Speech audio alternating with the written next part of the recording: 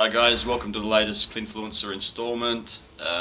Managed to run into Dan Sfera and his partner Chris in San Diego at Bio the other week. Hope you enjoy it. If you want the full unedited version, you can go to Dan's channel and check it out. Hope you like it. Don't forget to like and subscribe.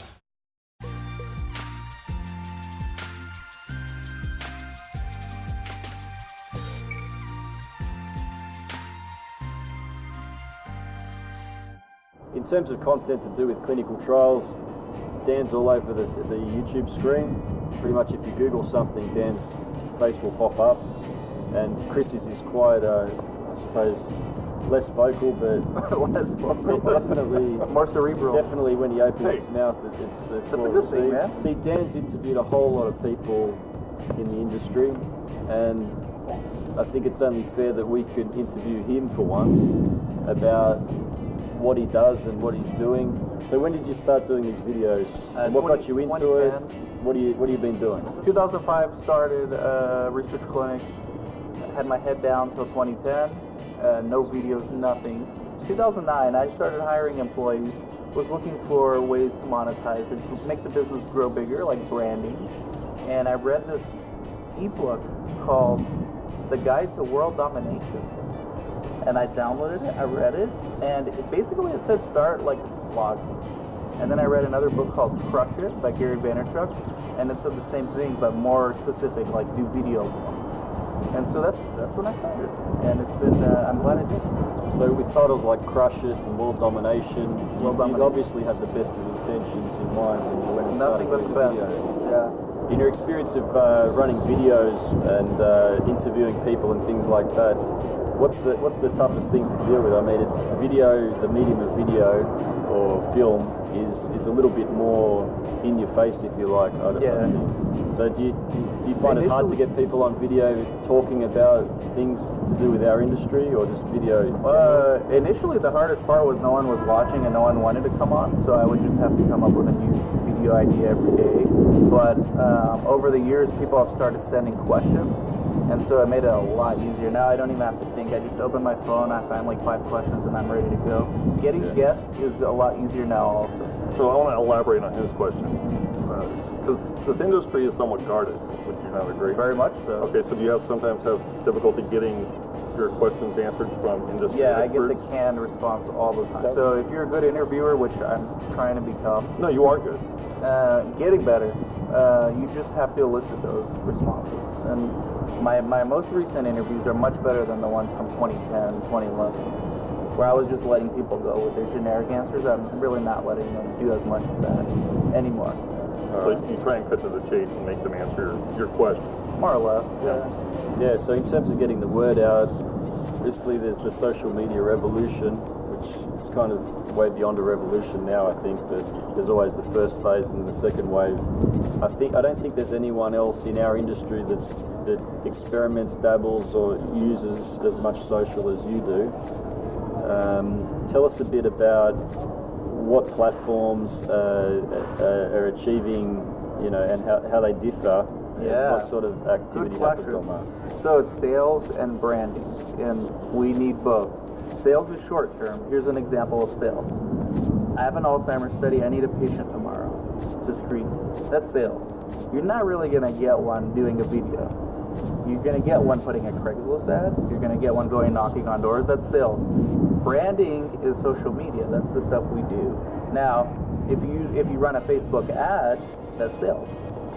But so people need to learn the difference between sales and branding.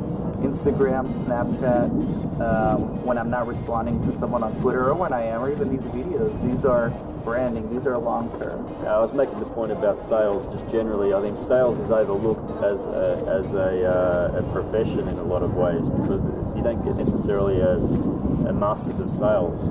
Who's going to give a salesperson a degree to say, well, you passed the degree in sales? I mean, if you're a good salesperson, you'll just be making a lot of sales, and it's a different kind of a thing. It just results. Monica in the office is a very good salesperson, does nothing with branding for our clinic, and gets a lot of patients in.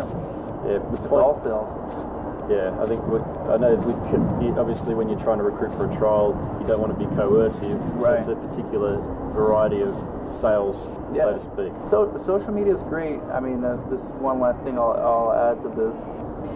So when you're thinking about your customers, you know, Luke and like ours, like our sponsors, our project managers, like we know who they are. We know their names. Yeah. Right? In the past, the only data you would have on them would be these are people that work at this company, and so they're probably interested in healthcare. That's it. Now they're on Instagram, Twitter. They're tweeting what kind of food they like, what sports teams they like.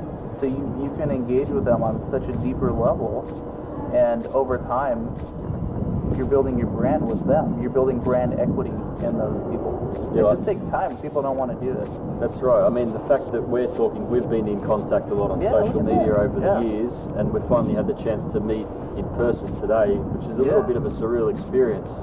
A lot of researchers have been getting on Instagram lately, Snapchat. There was a lot of old school ones on Twitter, if you remember those guys. I know Twitter's kind of dead, but Instagram, there's a lot of them on there. Yeah, I know Instagram's big. And CRAs are posting their life. There's a hashtag CRA Life. So Yeah, it's interesting. this is the world we live in. That's why we have a videographer follow us once a week wherever we go. This is the new media. As part of doing this sort of a video, and I'm kind of interviewing you guys, which is kind of flipping it around a bit, and I got to give you a gift. Like, yeah. Right. Yeah. I've got some Aussie merch. Yes. Aussie merch, Let's huh? get the merch. Aussie merch. So these are highly sought after. Yeah, look at putting out your fires. Because you guys... This is what we do all day. I open my phone right now. There's 30 fires. Oh, in that's there. pretty cool. Putting out fires. I like this. So while you guys are putting out fires, and because you guys are a partnership, you know, it's not only Dan, it's Chris as well. Dynamic duo. I got you a pair of what I believe the locals here called sliders, which it might not even be called sliders. Apparently, you're not meant to say what these are, but in Australia, these are something you can use this summer when you go to the beach, and you can promote Australia more generally. That'll be this weekend. So Going to the beach this weekend. Wow. there's one each. Thank you very much. Look at this. Inflatable thong.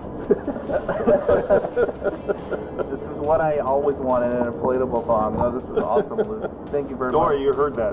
Go Australia. Australian flag inflatable thong. Yeah, so you got to pretty take cool. a few photos of that on Instagram Hey, we're going to to the show beach that this weekend, you so- actually get to go to the beach occasionally. So they're thongs. Hashtag Clinfluencer. Thank you, Luke. You're always doing They're good stuff, flip-flops. man. You're always doing cool stuff with Data Farm. Your business cards, like everything's different about you guys, and that's really cool. Keep it up. Keep doing it. The search engine. No one else is doing it, man. Even CRO's here. It's good, but now you know what I was carrying around. I had these big inflatable thongs in the bag when I got the tacos before. Makes a lot of sense. Thank you, Luke. Thank you guys. Thank you, Luke.